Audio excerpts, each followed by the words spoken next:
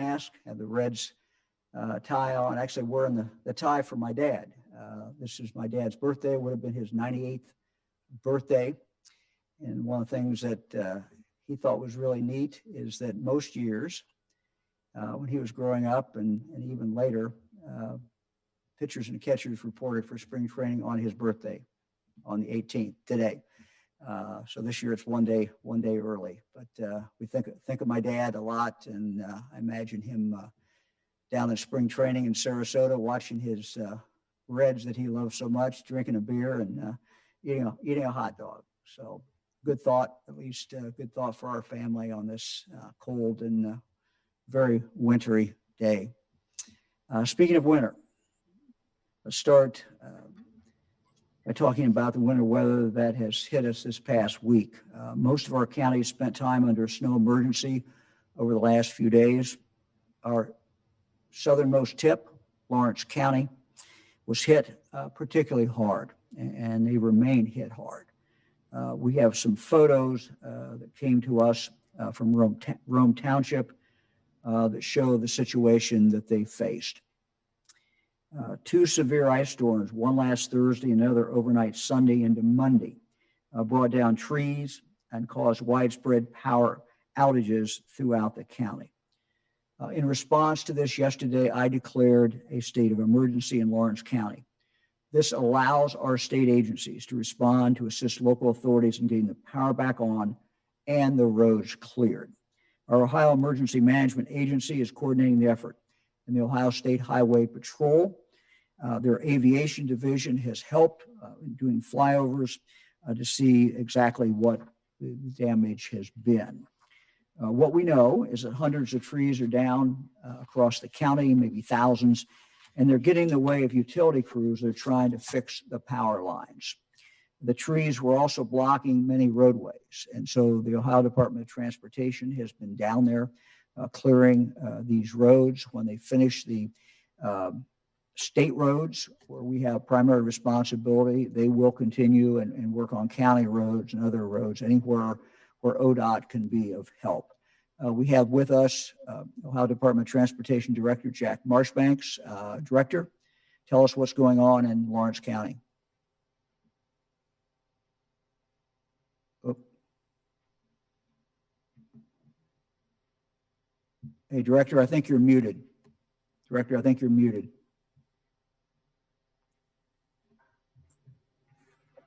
All right. All right, you're on now, Director. You got it. Thank you, Governor. Thank you for your leadership. Happy to report that conditions have significantly improved in Lawrence County.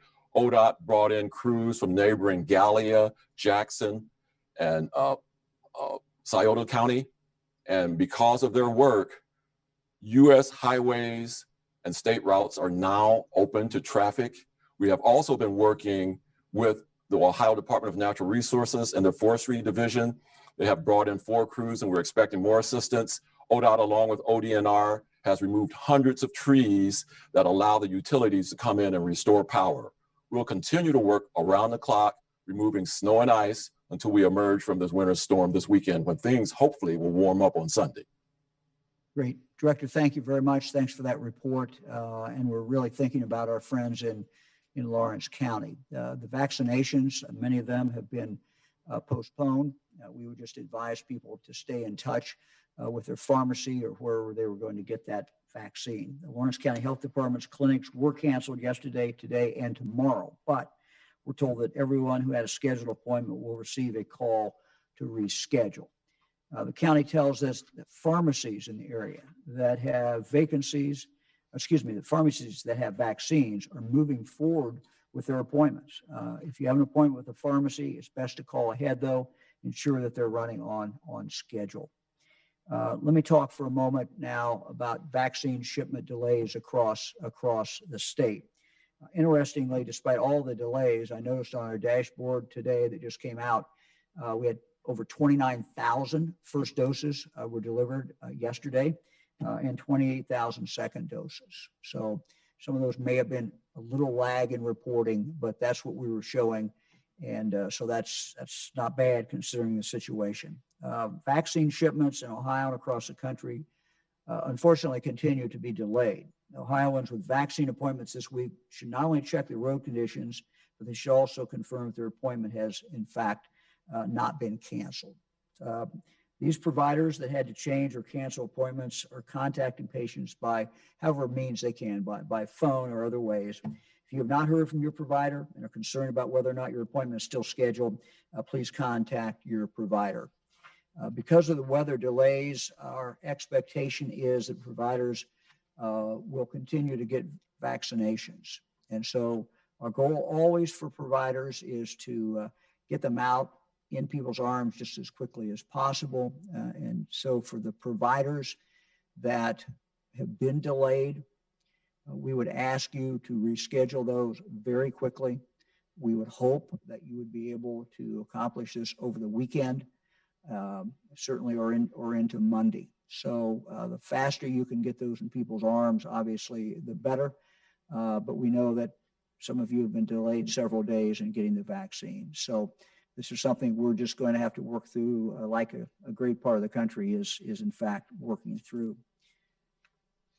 Let me go to Canfield. In October, we asked community leaders in each county to put a group together of local citizens drawn from all kinds of different walks of life to really tackle the COVID.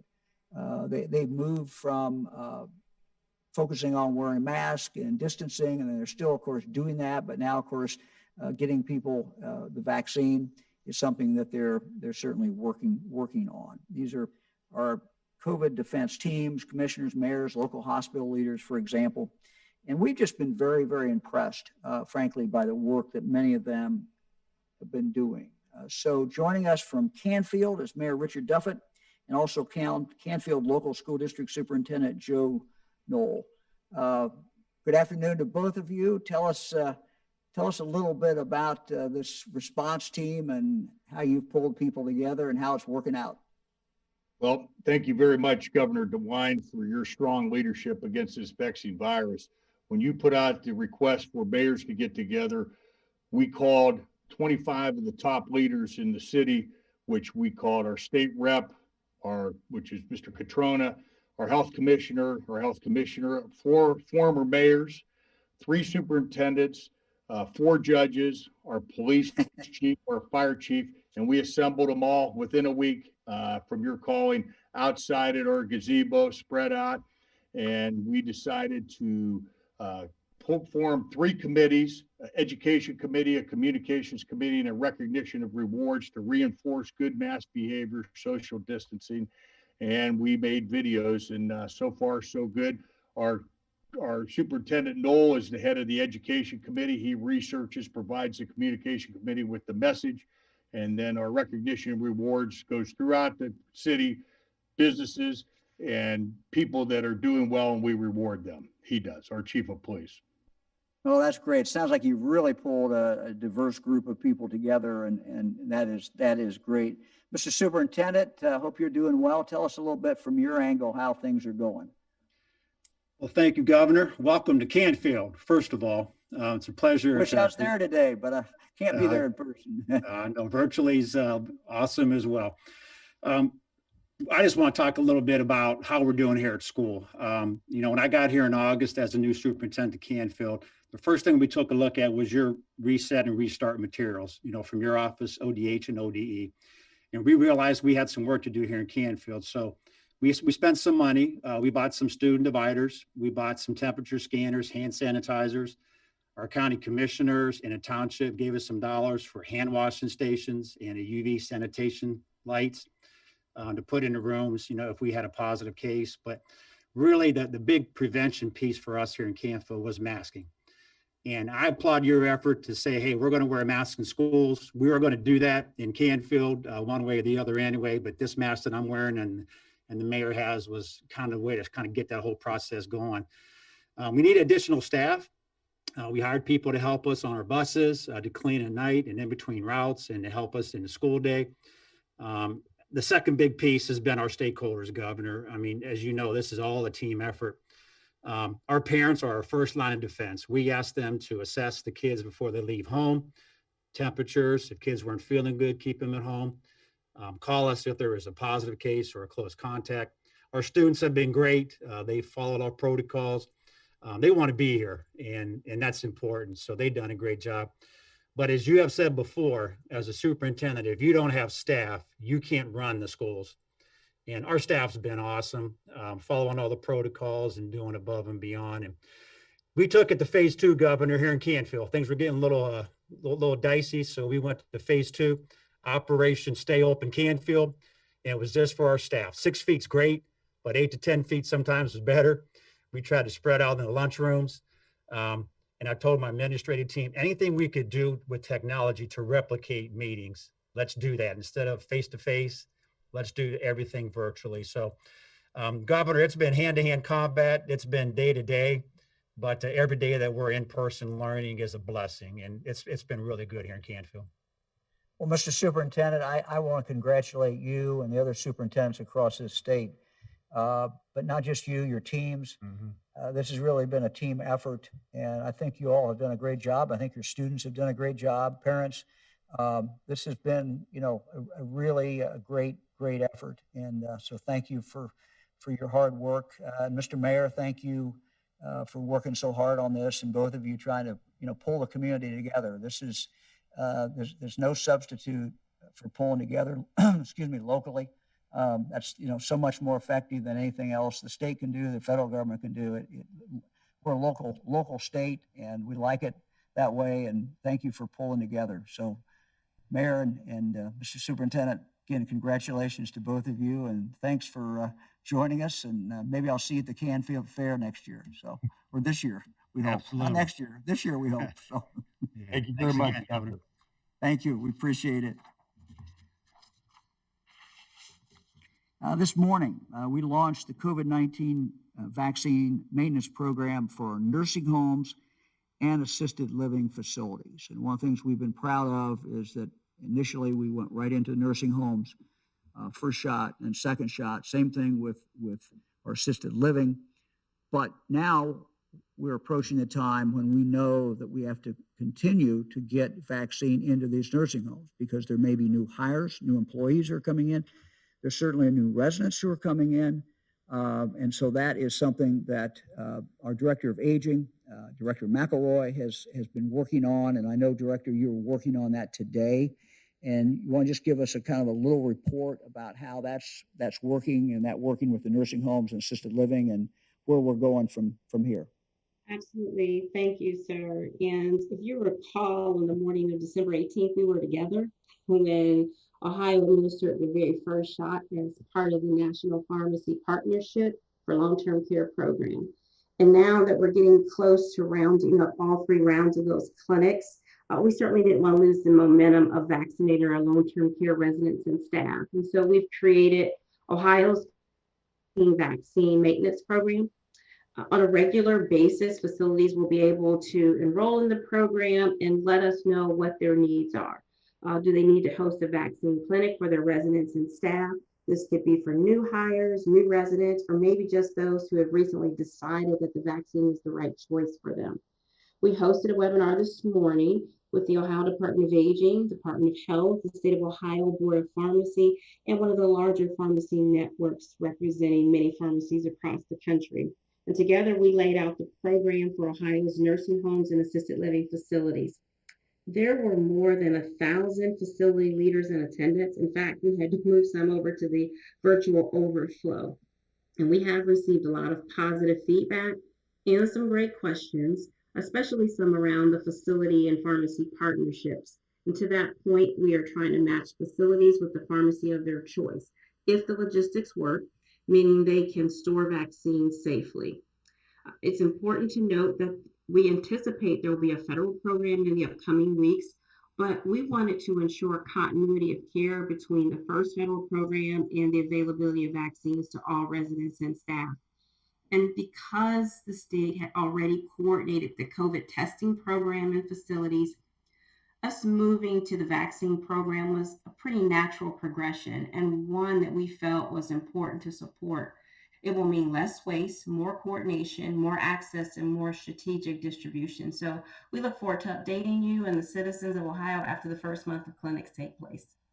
So, Director, I think maybe to explain to people every nursing home has a pharmacy company that's serving them, that is bringing whatever medicine is needed into that nursing home. And so I think our concept basically, simplistically, is plugging into them, working with them. They already have that relationship with the nursing home or with the assisted living. Is that Correct. close to it anyway? No, you're absolutely right. We wanted to build upon those relationships that already exist. So if you have a channel that exists, it's natural, it's easy to follow. And so we're building upon those relationships, and where perhaps we may have maybe a facility and the relationship with the pharmacy, maybe if it doesn't exist, we're going to be there to coordinate so that there is not one facility left out. And let me just say to everyone who has a loved one in a nursing home or assisted living, or if somebody just got there, we are focused on making sure that they have the vaccine. So if they did not have the vaccine before they were admitted to the nursing home, within the next week or so, we want them to be able to get that vaccine. I would also say to anybody who, when we went through the first time, second time, third time, and they said, no, I don't want a vaccine. And we would just tell them that now they again will have an opportunity to get that vaccine. So we would hope they would rethink it, particularly staff, but also residents. We would love for everybody in every nursing home who works there, everybody who lives there, to have the vaccine. And we're going to make that available again. And it's just very important that more and more people in our nursing homes. We've seen a dramatic drop in cases in our nursing homes, and we're very happy about that. But we just want to continue to keep driving those numbers down, because we know that over half the people who have died in Ohio of COVID have died coming out of the nursing homes. Director, let me quickly just go to one other issue you and I've talked a lot about, and we were been on the phone this past week about, and we're going to finish up in the next few days, I hope. And that is something that we get asked a lot about, and that is visitation in nursing homes. We have visitation now, but with the vaccine coming into the nursing homes and a better understanding of the mask and other things, we hope to come out next week, latter part of next week probably, with some more guidance for the nursing homes. So I don't know if you want to mention anything about that.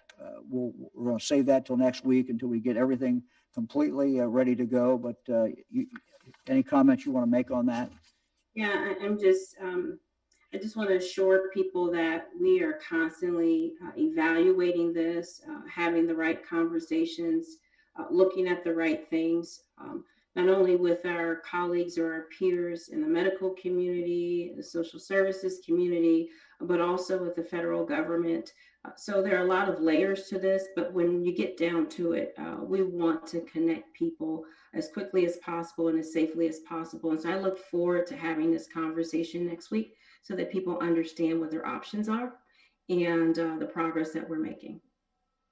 So we'll continue to balance, worry about the COVID coming in, but we're at a different time now. So we also know that people can really be hurt who are in nursing homes or assisted living who cannot have contact. We know that's a problem. We've had guidance since July, I believe, in regard to, what was allowed, what was not. We're revisiting that again, and we'll lay that out again, we hope, a week from today. So, Director, thank you. Thank you very much. One of our goals in getting the vaccine out, of course, is equity, fairness, and in many ways, geographically, as far as race, as far as underserved populations because of poverty. All of these things are very, very important. And so this is a plea from me to our providers, directly to every provider in the state, whether it be the pharmacy, whether it be a hospital, whether it be one of the clinics, health departments. Please, please, please make sure that data gets in there in regard to the individual who you are in fact vaccinating. That is the only way, it's not the only way, but it is a way that we can see if we're missing people, if we're missing groups. We just need to continue to drill down on that and look at that. For example, in phase 1B. We need to know if people are getting this because of age, if they fall in that category. Are they getting it because they're a teacher or work in a school? Or are they in our special group of at-risk people with early onset health conditions, with intellectual or developmental disabilities, or if they're in our special group of at-risk people with early onset health conditions who do not have intellectual or developmental disabilities. So these are different categories, and it's just very important. Having this data helps us understand administration or uptake rates among specific communities or occupations, and also helps inform future policy and allocation decisions. The data accuracy is key to measuring results. It's a requirement really for all of our providers. So again, we expect our providers to do this and to make sure this information is in there and is in fact correct.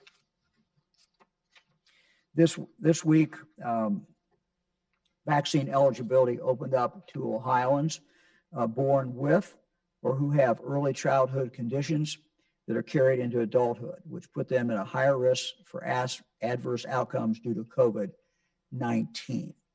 So we did this for several weeks with people who fit that criteria with intellectual developmental disabilities. Now we've added people without those disabilities. So anybody who fits this criteria. And so we just would ask our providers, if someone comes in and they have one of these conditions, they have every right to get the vaccine. We are seeing, for example, we've heard complaints with people who have cystic fibrosis who have been turned away. That is not right. Those individuals should be able to get their vaccination. So let me turn it over now to our Chief Medical Officer, Dr. Bruce Vanderhoff, really to kind of go over these conditions again, because we want to make sure everyone understands what these conditions are, because this is something that is new, and we're asking our providers to put this up on your webpage, but also when someone comes in and fits one of those conditions, they have the right to get that vaccine, even though they may not be 65 years of age or older. Doctor? Yes, thank you, Governor. So I'll go through this list very briefly. First, you'll recall that on the list, we begin with sickle cell anemia. That's an inherited disorder of red blood cells.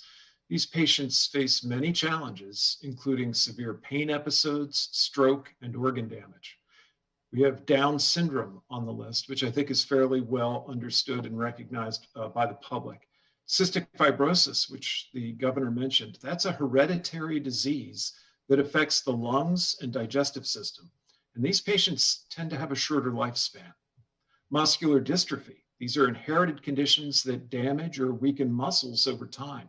Cerebral palsy, disorders that affect a person's ability to move and maintain balance and posture. Spina bifida, that's a birth defect that occurs when the spine and spinal cord don't form properly. People with severe heart defects requiring ongoing medical care. So again, this refers to those with heart defects, but who still require regular care from their heart doctor. So this wouldn't include the many Ohioans who had heart surgery as a young child that worked very well, and they're now doing very well and don't see their doctor regularly. People with type 1 diabetes who've been hospitalized in the past year.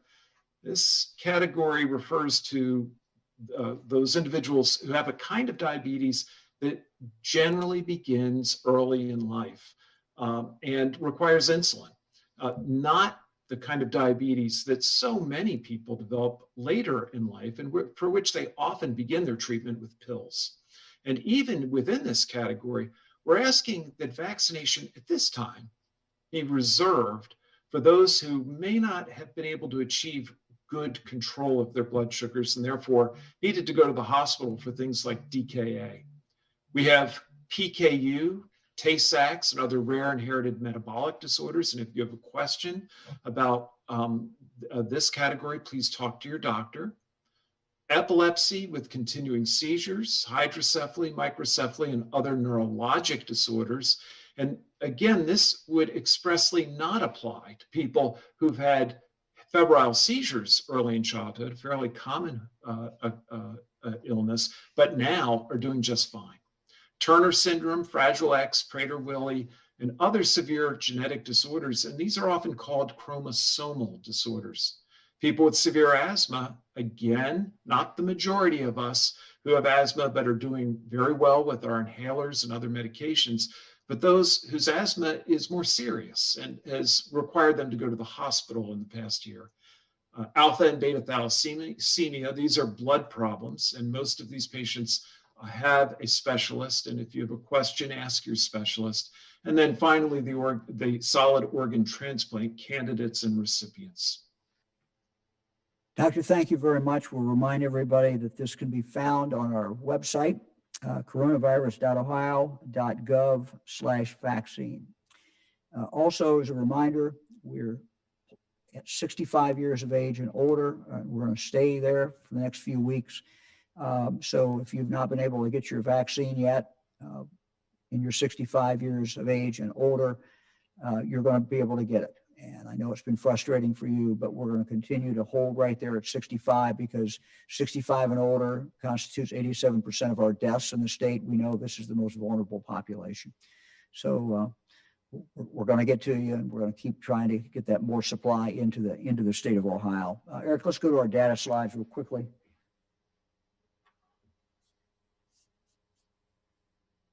About 2,200 cases. We're happy to see them where they are. We hope they would even go down, even further. If you look at the deaths, sadly, we're at 98 deaths. Hospitalizations at a higher number than, frankly, we've been running. And when we look down here at ICU admissions, they are higher as well. So let's go to our counties. Interesting thing I noticed, this is all our counties, and again, this is by last 2 weeks, how many cases they've had per 100,000 population. Something interesting occurred this week. Benton County, the last county, you'll see it's in white. Why is it in white? Well, we've had a solid blue over here, and solid blue simply means that every county for the last number of weeks have been higher than what's considered to be a high incident level.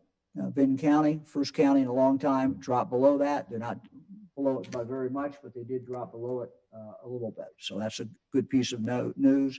Let's go to our top 20. Again, Brown County, Clinton County, Athens County. Those three are up in the neighborhood of about 4 times the high incident level. Let's go to the next slide, Eric. Hospitalizations. Sadly, we continue to see people come into our hospital, people very ill, people on ventilators. I have a friend who we just found out today is on a ventilator. But the good news is this number continues to edge downward. Just a little bit over 1,500 of our fellow Ohioans who are in the hospital now for COVID. So those numbers continue to get better. Let's go to the alert map. No changes in the alert map. We've not seen a change in this map for quite some time. Let me now talk about one final thing before I go to the Lieutenant Governor. We know that people are looking forward to spring, early summer, graduation, prom, sporting events, and we're getting a lot of requests and inquiries about what is that going to look like. And so we're working on this. We're working on it this weekend. And I'm going to let Dr. Vanderhoff talk a little bit about kind of where we are in general. But one of the things that we know today that we did not know a number of months ago, and every month that goes by, it's driven home even more, and that is the power of the masks. So, the wearing of the mask is going to allow us to do things in the spring. We now know how powerful they are. We've seen it at school, phenomenally successful, what teachers have done and students have done in our schools. And that's because people have been masked up, wearing the mask, everybody, even sometimes, many times where they're in a close proximity to each other, and we're not seeing much spread. So as we look to the spring, we look for proms, we look for graduation, we look to sporting events, we look at all kinds of things that we want to do to get back to normal. I think the mask is going to be able to allow us to do a lot of these things.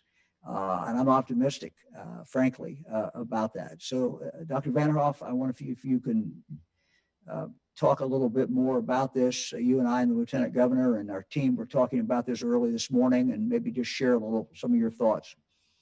Yes, thank you, Governor.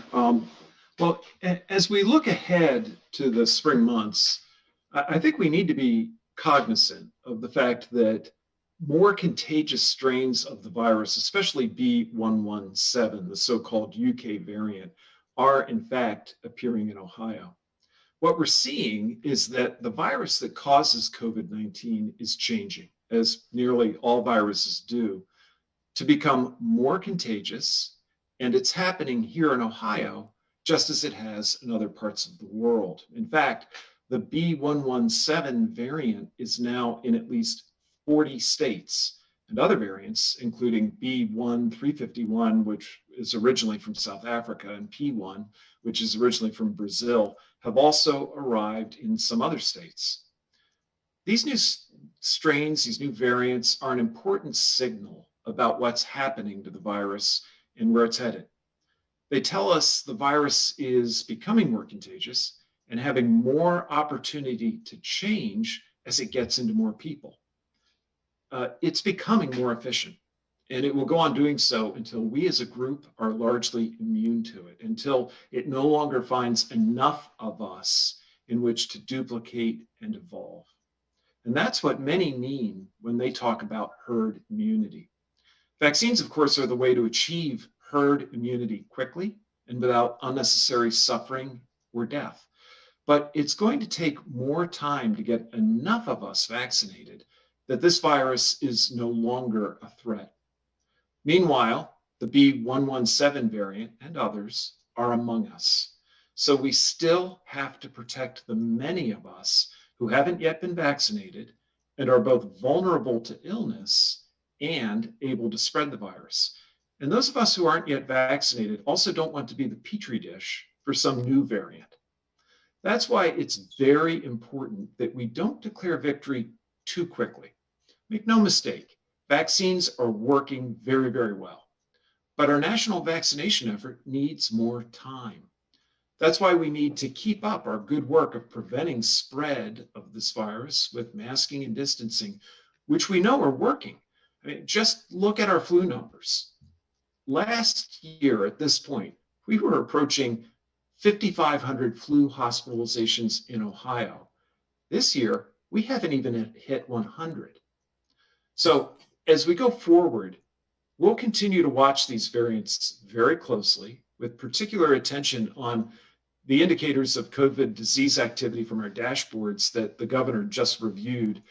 But I think we can all be encouraged by our results so far.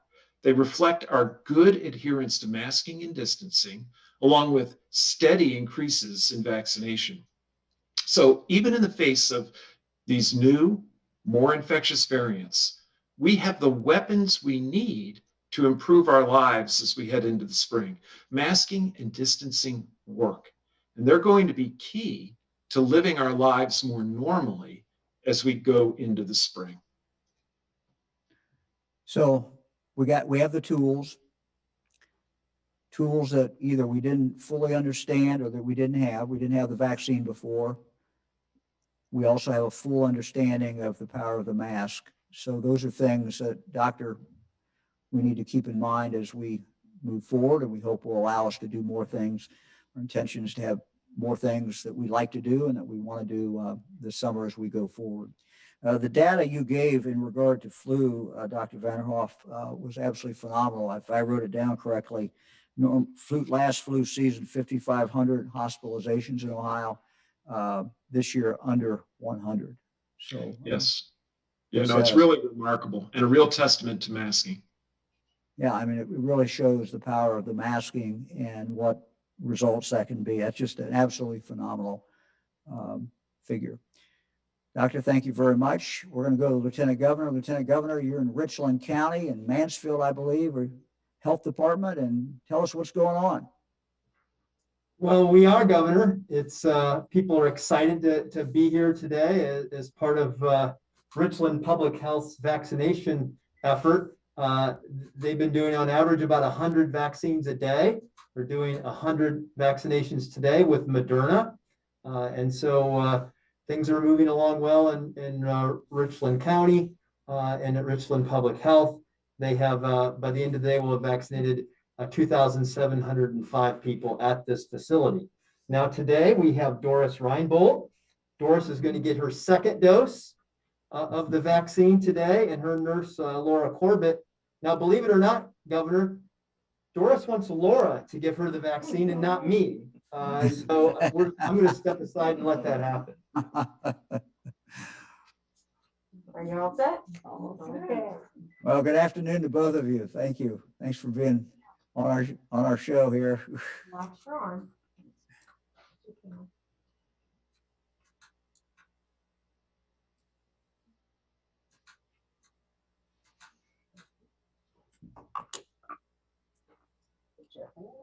All right. We're all set. Would you like a sticker that says you got your vaccine today? Doris got a sticker, just like we do when we vote. We have a sticker for getting the vaccine, and it's fantastic. And as I was talking to some of the other folks getting vaccinated downstairs, it's that's like their armor now. They feel protected and really excited. So, Doris, that's your second. This is your second, is it? Second Yes, vaccine. it is. Didn't hurt at all. So you gotta feel good about that. A couple Yep. more Yeah. weeks, and you're gonna be. She had some friends that were urging her maybe to scream out in pain or something like that as a joke, and I said, maybe we don't do that. Well, I'm glad you didn't do that. Thank you very much. Good to be with you guys. Appreciate it. And Governor, we have actually a local celebrity who's going to be joining us for his first dose today, and that's Mayor Tim Thaker. Mayor. Mayor is not getting the vaccine because he's a celebrity. He qualifies. He has qualifies in the latest round, and we're glad that he could be here with a nurse Amanda Crawford, and Amanda's going to start the process for Mansfield's mayor. Mayor, thanks for having us in your community. We appreciate it. My pleasure. Thank you for coming. John was trying to tell me you weren't old enough to get this, but I look young. you're young. You're a young mayor. So He asked me earlier, Governor, whether if I had received the vaccine yet, and I said I'm not old enough yet. I don't qualify, but I'll get it as soon as it's my time. Ready? 1, 2, 3. And that's it. all right, how you doing, Mayor? I'm doing great. Thank you very much.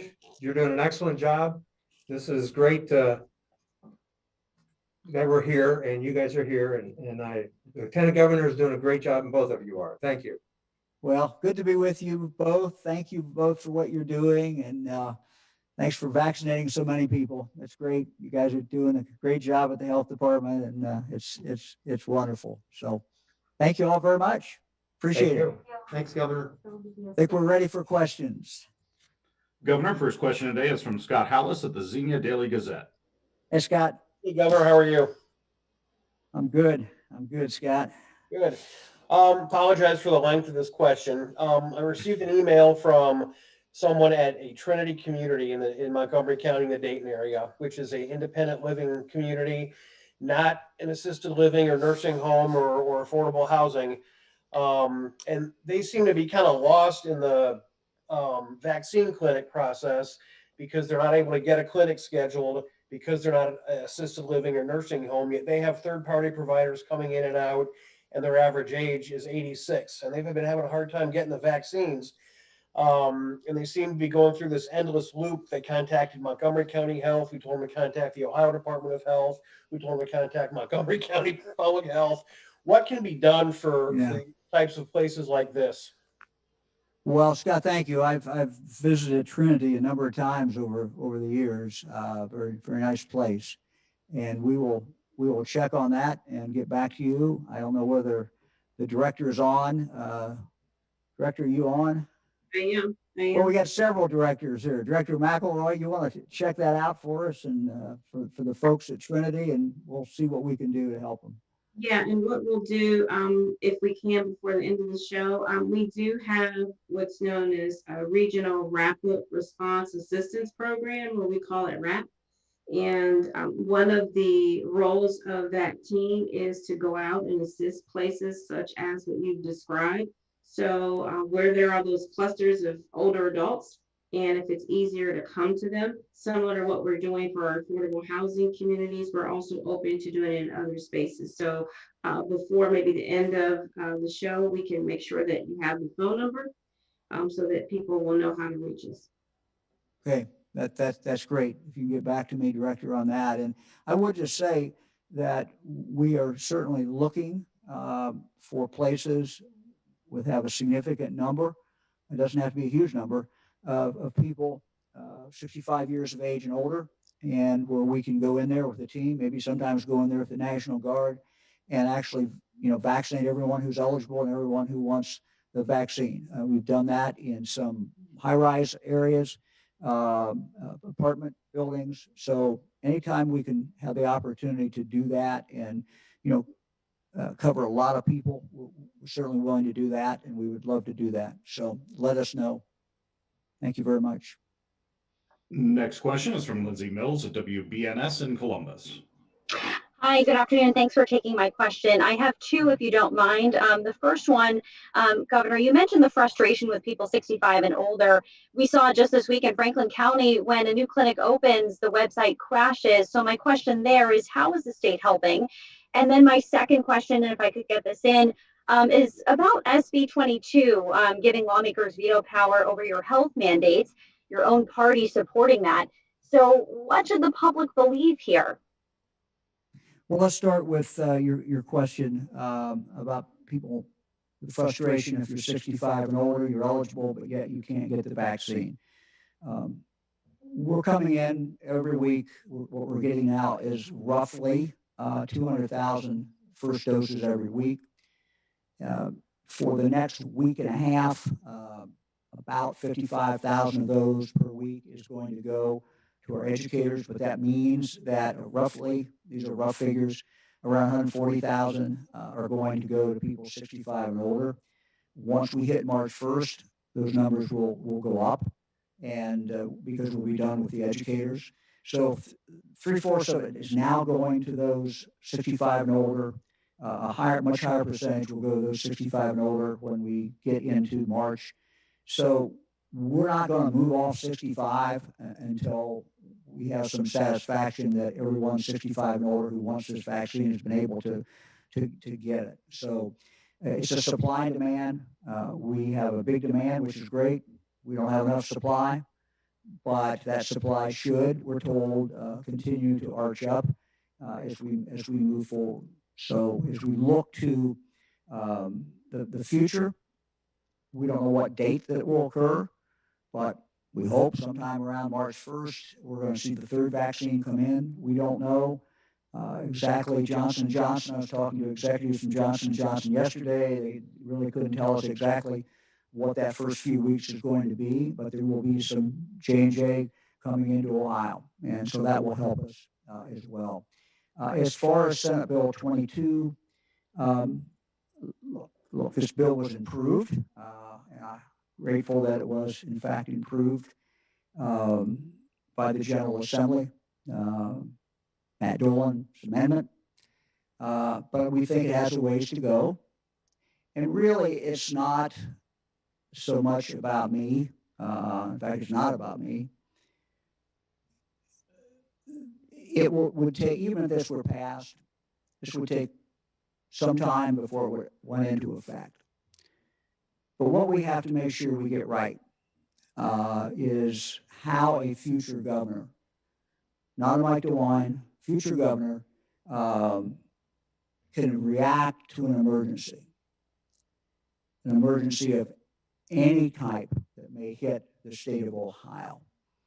We can all dream up our worst case scenarios, but we do not want to leave the people of the state of Ohio defenseless. And we do not want to take these powers away from a governor and not think about what the future might bring and what might be coming through and be hit us with. So I think we have to be very careful. I fully understand the General Assembly's desire as a branch of government to be involved in discussion. In the last few months, we've really ramped up our discussions with the state legislature. We're going to continue to do that. We want to hear from them. We want to have input from them. We're doing weekly calls, which, we'd love to have any member of the General Assembly get on to talk about what they're seeing. As we look to the future, our concern is the variant. We don't know exactly what's going to happen with that, but we do believe that with the masking and the power of the mask and the vaccine, that we're going to be able to see things get better, and that the spring is going to be a much more normal spring, we hope, than we have seen a year ago in spring. So we look forward in summer, I guess, to working with the General Assembly to talk this through, to figure out how we can, make sure they have the input they want and that they're a part of this. But we don't want to be in a situation where a future governor does not have the tools that she or he needs to protect the people of the state of Ohio. That would be short-sighted. It could be tragic. So we can work this through, I think. It's going to take some effort on both our parts, and I'm willing to make that effort. We just have to be careful what we end up with. But I think things are going to continue to get better, we hope, and we're going to continue to work with the legislature, and we hope to come to some accommodation in regard to this piece of legislation. Next question is from Jess Harden at MahoneyMatters.com. Hi, Governor. Thanks for taking my question today. A rep from Youngstown City School District said today that the district is announcing its reopening plans next week, and it appears that the district is going to miss your March 1st deadline. Of the 1,300 employees who signed up to receive the vaccine, 1,100 have gotten their first shot. What happens to the 1,100 expected to be needing the second dose, and what happens to the estimated 250 employees who haven't received vaccines yet? And given the fact that the district is under state control, how is missing this deadline an option? We got a lot of questions there. They're all good. I believe that everyone in Youngstown schools who wanted the shot got it. That's a pretty high uptake number. We're going to keep our word. We're not going to fail to give them a second dose. I mean, that would be irresponsible. That would not be what we should be doing. They got the first dose. They should get the second dose in the appropriate time, and we will make sure that they do that. I want to put this in perspective. When we started this discussion, when I first announced in December that we asked the schools to come back by March 1, no later than March 1, and we said to them, we will vaccinate everyone in your school, all the adults, if you're willing to come back by March 1. At that point, we're, I think, at 41, 42% of the population, student population, were going to schools that were totally remote. 42%. Today, I just looked at it. We are, let me look again. Let me do the quick math here. If we look at the schools today, that number has gone down to 12%. So we're down to 12% from 40 some.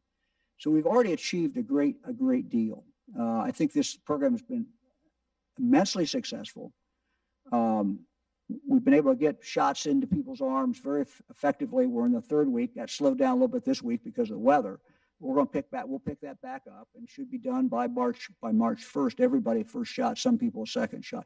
So the program's been successful, and it's been successful in getting kids back in school.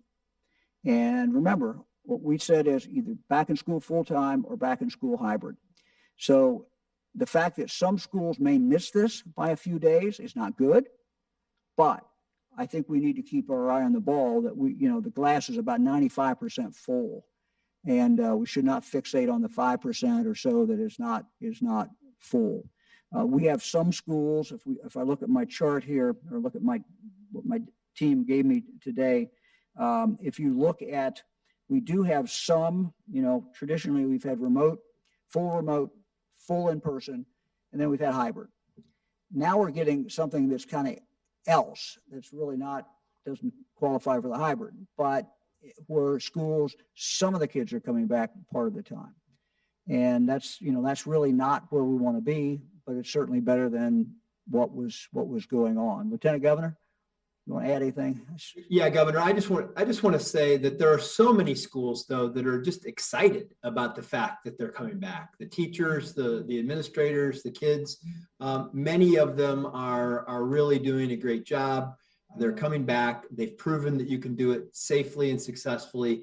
And we just have a couple of outliers that need to buy into what the rest of Ohio is doing and serve those children. So I just wanted to add that. Thanks, Governor. Yeah, and I got a text from Akron a few minutes ago, so they're trying to move it up. So look, we just ask people to make the best effort. We'd love for them to be back March 1. But this has been successful, and I think it's getting more successful as we go. So. Next question is from Dan DeRose of WOIO in Cleveland. Good afternoon, Governor. Hey, Dan. I'm doing my best here. I get contacted quite a bit by quite a few folks, and most of the time I can help them understand why they are or are not eligible, and then really explaining it's just a supply issue, that there just aren't enough. Just because your group qualifies doesn't mean you're going to be able to get it the next day. But I've had a couple in the past couple of days that are just head scratching. A 48-year-old quadriplegic man here in Northeast Ohio who has cerebral palsy. We've had a 30 and a 32-year-old. Both women have cystic fibrosis, both of whom had appointments scheduled only to get a call and say, oh, you're only 30 years old. You don't qualify. You're 32 and you don't qualify. Yeah. Can you empathize with how tough this is? They finally think they have a shot, and then they're out. And then where's the communication failure? Well, you can never have enough communication. And I started this press conference. One of the things I said was specifically cystic fibrosis. We went to Dr. Vanderhoff, let him go through the list again. We have 700 and some providers. There's always someone who just doesn't get the message, I guess. So we're doing it one more time today. And we're saying as strongly as I can say it, we have a list.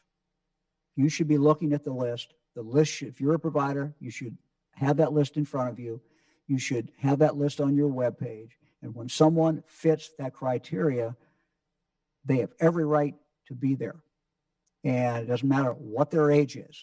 And the whole purpose of this list is to reach people who are not 65, but who, if they get the COVID, it's not good. It's really not good. And so the examples that you have given, I would be very frustrated. If I was them, I would simply say, if you want to offline, give us their contacts, we will reach out to them. Or if they want to just go back and try again, but we want to make sure that they get this vaccine, because they are the people, the very people that we want to have it. And, as we look at this, we just have to cover the most vulnerable people that we can. Age is a great indicator. It's the best indicator, but we know there's some people under 65 who also are in a situation where they're very vulnerable, and we have to be able to get them the vaccine. So again, my message to our all the providers, I believe as of this morning, I said we need to send another message out send another email out, contact our providers, tell them they've got to watch this list. Next question is from Nathan Hart at WCPO in Cincinnati. Hi, Governor. I was wondering if the state has a plan for vaccinating homeless people and workers at homeless shelters. Yeah. I don't know if we've got anybody on here who can answer that. And if any of our directors are on, I'm looking at the board to see who's up, who wants to jump on. Anybody? I have specifically, I know, asked this question, and Director McElroy, I don't know, do you have the answer for that? We've talked about this before. I know efforts have been made to do that. Do you have anything to add to that, or we can check? I do know that we have, the team is looking at that issue and trying to see how we can reach the population. It is definitely a part of our overall strategy with equity. So I just wanted to make certain that it was understood that we are acutely aware of the need, and we're trying to be certain that we have a way to reach people. I think one of the I think pieces that we have to be certain that we're able to address is the 2-dose regimen, and when people are transiting and moving, being certain that we have a way to do it. And is it a situation where perhaps that we look at some of the vaccine products that we believe are coming on? So I just thought it was important to come on just to say that we're absolutely aware of it. We do have people who are looking into it, and we're just trying to see the pathway. Well, I'll check with our team, because I know that there's been some vaccination done at these shelters. And, you know, someone who's watching this may say, well, why are you doing homeless? Well, if you have people who are in for any period of time in a congregate care setting, in a homeless shelter, depending on, you know, the situation in that shelter, the configuration, you know, they may be in a congregate care setting. And, you know, we've tried to again, the criteria always is who is the most vulnerable, who is the most likely to get really sick or die if they get the virus. So we'll get back. I apologize. We'll get back with a fuller answer on what we've done and what we're going to do, either later in the press conference today, or we'll get back on Tuesday. Next question is from Kristen Spicker at the Dayton Daily News. Hi, Governor. Kristen. Last night, we learned that Wright State University is expected to receive a recommendation to eliminate roughly 100 faculty positions. I was just checking to see if you've been briefed on the situation and if you have a comment or any concerns about how it would impact the university and its community. Well, as you know, everyone in the Miami Valley knows, you know, Wright State has had some difficulties in regard to the budget. You know, many other schools are having difficulties. The coronavirus has exacerbated problems for our liberal arts schools, our private schools, as well as our public schools. And I know that the board at Wright State, the president, you know, are continuing to focus on what is the right size for Wright State. The question that every college has to face today is, you know, what's their niche? And I know that Wright State is going through that process and working on that. So I don't have any specific response to this news that I read today, but I know that they're making efforts. Wright State is very important to the Miami Valley. Wright State has to thrive, and getting it in a position where it can thrive is very important. But I don't have any particulars or any judgment, frankly, on this piece of news. Thank you. Next question is from Sarah Arthurs at the Findlay Courier. Thank you, Governor. My question is for Director McElroy, if she's still available. And that is, you had indicated that there was a webinar with the nursing homes and people had a lot of questions.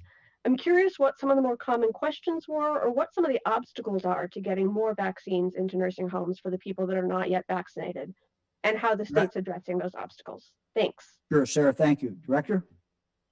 Yeah, so first, I would say a lot of the questions were, many were operational in nature. So, for example, if I'm on a shared campus, if I have an assisted living facility and a nursing facility, can we all be vaccinated at the same time? Also, if I have an independent living setting, can they also be included in being vaccinated?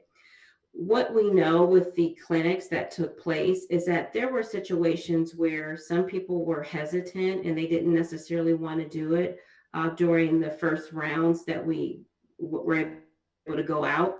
We also know that there were other situations where maybe a person was ill, maybe they were off work. So there were a lot of missed opportunities. And what we simply want to do is be certain that we go back and are able to capture those who want the vaccine now, and to be sure that we capture those new residents and those new staff coming in.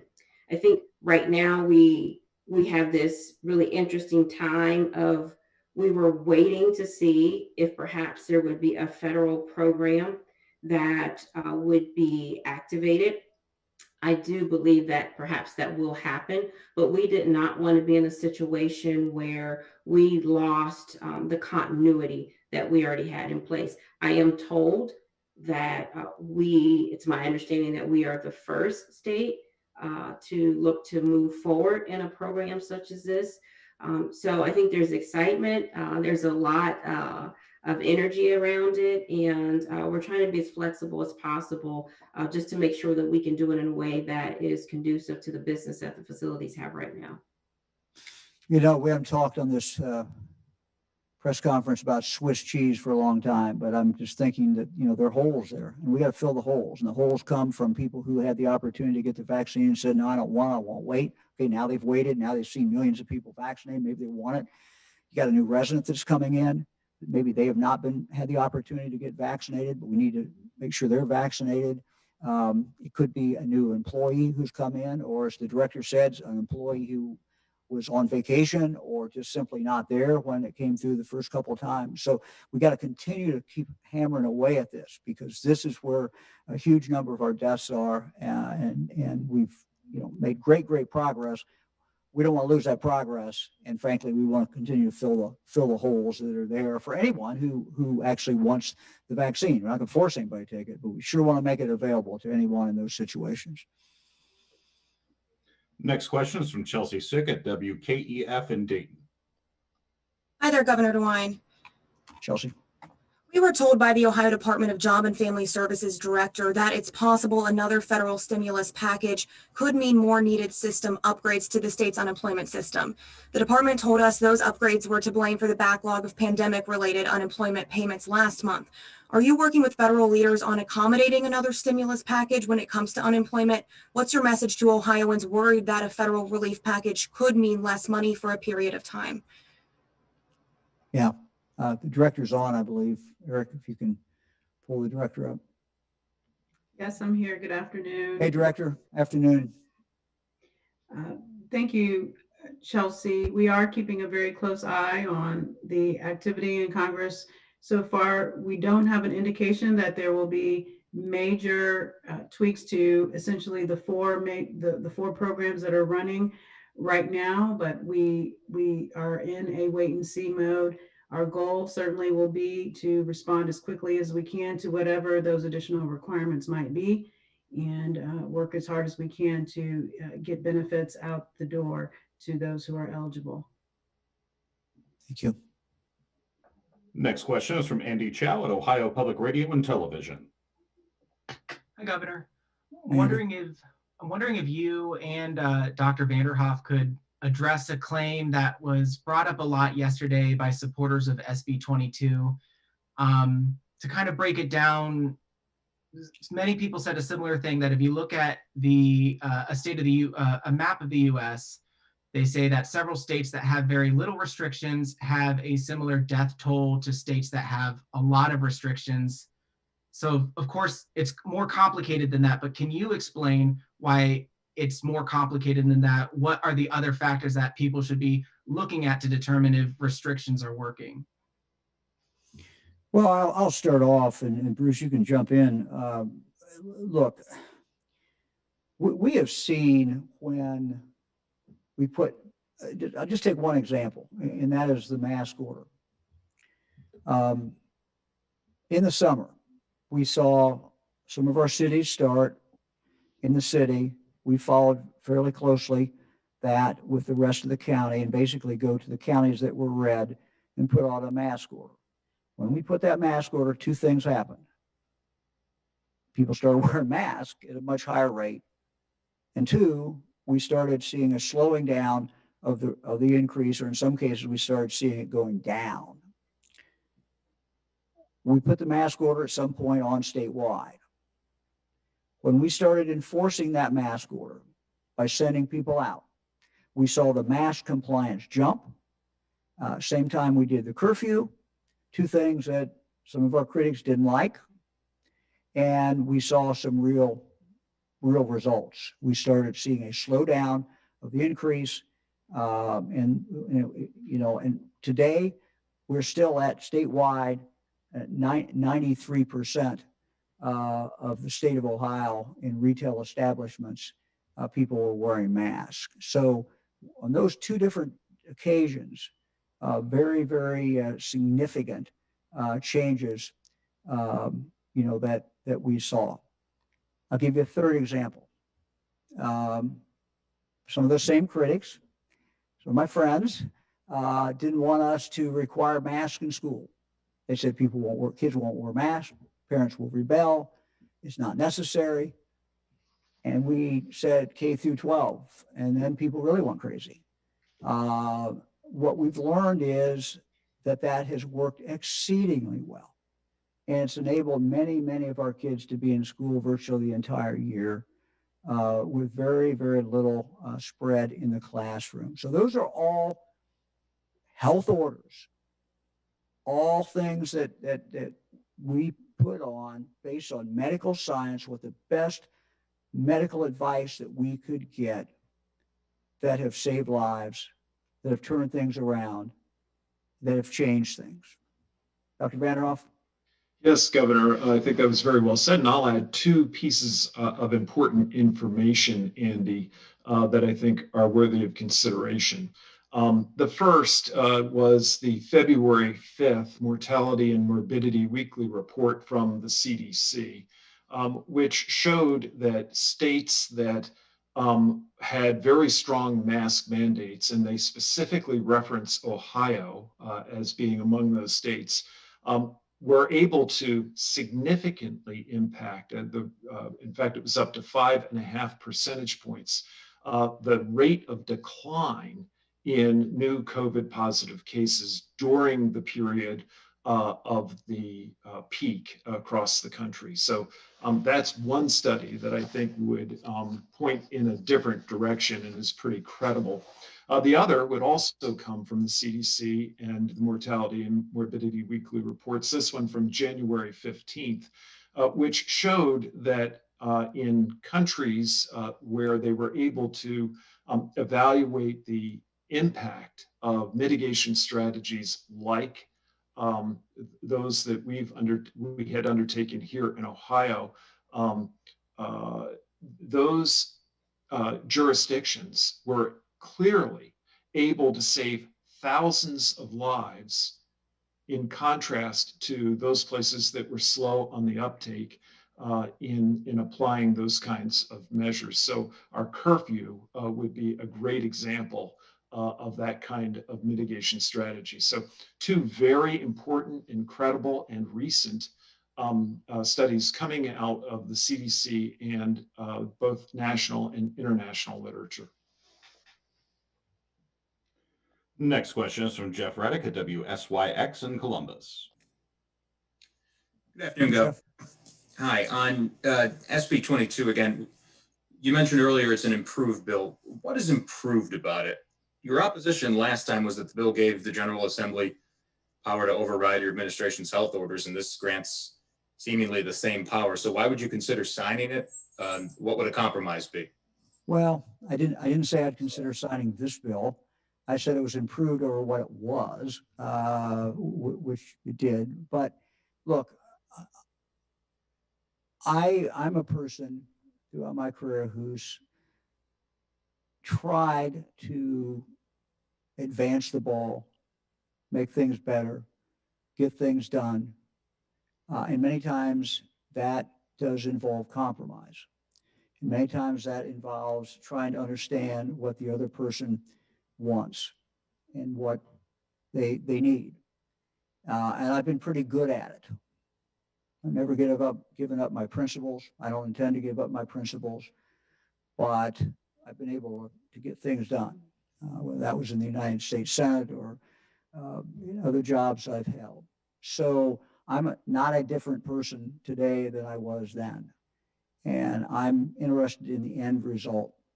And so I just believe that we at least ought to try, the General Assembly and the governor, Speaker, Senate President, ought to at least try to see if we can work this out. And I'm not going to negotiate in public and do that. I don't think that makes any sense. But if there's a way that we can reach an accommodation, we will. If we can't, we won't. And time will tell. But I think we owe it to the people of the state to try to reach that accommodation, to reach that agreement. We have a lot of other things that need to be done. We have a budget that needs to be passed. We have a lot of things that need to happen. And, we're all players in that, and we all have an obligation to try to make things happen to improve the lives of the people of the state of Ohio, give people more opportunities. So all these things come together, and we're going to, at least from the governor's point of view, we're going to try to see what we can do. But there's no guarantees, but we're going to try. Next question is from Molly Martinez of Spectrum News. Hi, Governor. I think this question is probably more for Dr. Vanderhoff, but you mentioned that the first vaccine significantly bolsters immunity against COVID. But do we have any idea of how much exactly? And have there been cases of people contracting COVID in between their first and second shots? Yeah, I'm going to let Dr. Vanderhoff answer that, but I'm going to say that it's good to see Regis again. And but our viewers cannot see Regis, but I think Regis, I put Regis to sleep because he's sleeping there, right? Don't take it personally. Well, I mean, he just looked very comfortable on your lap there. So I'm sorry the rest of you can't see this, but it's a beautiful, beautiful dog. Dr. Vanderhoff. Yes, sir. Happy to answer that. First, it's important for us to understand that the first dose of either of these mRNA vaccines is pretty impressive. They do generate very substantial levels of antibody and demonstrate a fairly significant ability to prevent people from developing COVID illness. Now, they're nowhere. They're not going to be 100%. So yes, there are instances where people after receiving the first dose could acquire COVID-19. If that weren't the case, their efficacy would be rated at 100%. And of course, no vaccine is rated there. But here's what's important about that second dose of the vaccine. That second dose of the vaccine does more than just boost the antibody levels that a person is able to generate. It also triggers or it enables another important part of the immune system, which we call the adaptive immune system. It's a largely cellular part of the immune system, so more than antibodies. And that's important because that's what allows the staying power of the vaccine. And that's what also enables the vaccine to trigger what I would call nimble immunity, immunity that is able to deal with many of these variants, et cetera, that we're seeing globally. So both are needed. The first one is very good, but you're not done with the first one. Next question is from Andrew Welsh Huggins at the Associated Press. Hi, Governor. Andrew? Thanks for doing this. I had a question related to the two veterans homes. As you probably know, the veterans homes have been closed to new admissions pretty much for the entire pandemic. At this point, both Sandusky and Georgetown have fairly lengthy waiting lists. They're also operating at considerably below capacity compared to pre-COVID days. I spoke with a World War II vet who's eager to try to get into Sandusky, but his family is a little concerned about when that might happen. So I guess my question just is, what is your position on when Ohio's veterans homes should reopen to new admissions? Yeah, they're going to reopen very, very soon. You're right. There is a waiting list at both. People want to get in. We've had very good uptake of the vaccine. The home, everyone there, in both homes, both Sandusky and Georgetown, did a phenomenal job of advising people, particularly the residents as well as the workers, about the importance of the vaccine. So I don't remember the exact number, it's well over 90% as far as the residents. So we're in a position now. I talked with the director today, and we're Director Ashenhurst. We're in a position now to start opening back up. I think we're not going to take a whole bunch of people in 1 week, but we're going to slowly start opening that back up and see how it goes, and we hope that we can open it up and further. And we would love to be back to kind of the full operational capacity, but we won't be there for a while. But we're going to start on our way back. So anyone who's on the list, there is hope, and we're going to start moving that way very shortly. Next question is from Laura Hancock at cleveland.com. Hello, this question is for Dr. Vanderhoff. While COVID has some distinct symptoms, such as loss of smell, many of the symptoms in COVID and flu present the same way, such as headache and fever. How are you making sure a COVID death is not a flu death? And how are you making sure probable COVID cases are not actually flu cases? Well, thank you. That's a very, very good question. And you're absolutely right. There's a lot of overlap in these winter respiratory diseases. Now, of course, flu and COVID can occur other times of year, but the winter is traditionally for respiratory illnesses the peak season. So physicians have long had to think about how can we differentiate illnesses like this. And this year, differentiating COVID from the flu is very important. So first, it has to do with the testing that goes on when you go to a hospital, a doctor, or an emergency room. And in many, many circumstances, we are testing for both viruses. The data, and I referenced this in my comments earlier, really are just showing that this year we are just not seeing the flu. It's just not turning up. The cases are vanishingly low.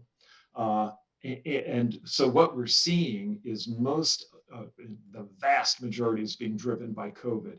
Now, when it comes time to counting deaths, that information is information that comes to us largely out of our healthcare environment, either through death certificates and or through our infection disease reporting.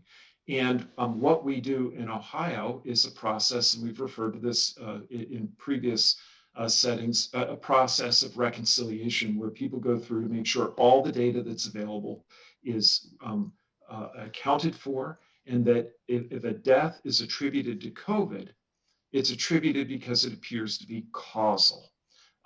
And the same would be true for influenza. So, if a death is attributed to influenza, it's attributed because it's believed to be causal. So I hope that answers your question. Next question is from Danny Eldridge at Hannah News Service. Hello, Governor. Danny. So today, a pretty large bipartisan group of lawmakers talked about plans to introduce a bill to abolish the death penalty. Given the current situation with the death penalty in Ohio, is that something you would sign, or what would you like to see from the General Assembly on that issue? Well, look, I've made it pretty clear that my thinking on the death penalty is certainly evolved. It is the law, and as long as it's the law, it certainly stays on the books. It is something that I would expect at some point the General Assembly to take up, and I'll certainly weigh in as they move a bill forward. So I've also said that we're fighting a virus. We're trying to do a lot of other things, and I truly believe that the provisions that we have put in our budget that deal with crime, deal with people who are violent repeat offenders, people who have a gun who are not supposed to have a gun because they're a convicted felon, enhancing that penalty, making sure that outstanding warrants are in the national database and the state database. All of those things are so much more important in regard to saving lives, than the death penalty itself. And the death penalty debate has gone on for centuries. But I know that the things in the budget that we put in this budget, things that we've talked about before, things I've talked about from this podium time after time after time, I know those will save lives. I know those will save a lot of lives. So I'm putting my energy on, frankly, on the things that I think will save lives and where I think will really, really make a difference and keep Ohio families safer. Next question is from Adrian Robbins at WCMH in Columbus. Hi, Governor. My question is actually for Dr. Bruce Vanderhoff. How concerned should Ohioans be about these COVID variants? The way you described it makes it kind of sound like we're in a race against time on getting people vaccinated and getting that herd immunity before the virus kind of outsmarts that vaccine. So how worried should people be? Here's what I would say. I think we need to pay attention to the COVID variants. They're important. They are changing the way that the virus is behaving. The virus is clearly becoming more contagious, and to some degree, it is becoming a virus that can make some people sicker. However, one thing is not changing about the virus in terms of what these mutations, and that's really what's going on with the virus, is mutations are occurring that make these variants. And those mutations are not able to affect the mechanics of how the virus spreads from me to you. It's still a droplet spread virus. So the message that I really want people to have is these changes in the virus are underlining how important it is for us to mask and maintain distance, even as we get our vaccinations. Yes, the faster that we as a populace can get vaccinated, the better. But the reality is the miracle of these vaccines came about in a remarkable period of time with historic speed. And we are blessed to have very effective, very safe vaccines coming online. But that miracle is going to take a period of time to roll out to all of us. So I don't want people being frightened, but I also don't want them ignoring the threat that the variants pose. The good news with this is masking and distancing still work. We need to take advantage of that. And oh, by the way, our vaccines are doing a very fine job, even in the face of these variants. One last thing I'll do to point to that, to underline it with science, is look at what the manufacturer reported about the J&J vaccine and how it worked even in South Africa and South America in the face of dominant variants. And it had 100% ability to prevent hospitalization and death, which are the endpoints that really matter. Governor, next question is the last question for today, and it belongs to Jesse Baumert at the Cincinnati Enquirer. Jesse. Hello. I actually have a follow-up question on the variants for Dr. Vanderhoff. My question is how is Ohio tracking these variants, and where has the UK variant appeared in Ohio so far? Also, very, very good question. So, Ohio has joined the national effort to increase surveillance for these variants. And the entire country, the entire United States, has been doing very limited genetic surveillance prior to really a month or so ago. On January 15th, the CDC scaled up its program called NS3. That's the National SARS-CoV-2 Strain Surveillance Program. And we're a part of that here in Ohio. And through that program and through our efforts, we are now able here in the state to do hundreds of surveillance tests each and every month, and we're working to increase that even more. In terms of where the B117 variant has been identified, it's actually been identified through multiple labs, and including through the ODH state lab, and in different locations around the state. So we know B117's here. Exactly how much B117 is either in Ohio or the rest of the country is not clear, but the evidence would suggest that we're early in the B117 growth. And as I look to the rest of the world, I would fully expect B117, if it does what it has done everywhere else, will likely be our dominant variant by the time we get into late March, early April. Doctor, thank you very much. And thanks, everybody. We'll see you all on Tuesday. Have a good day.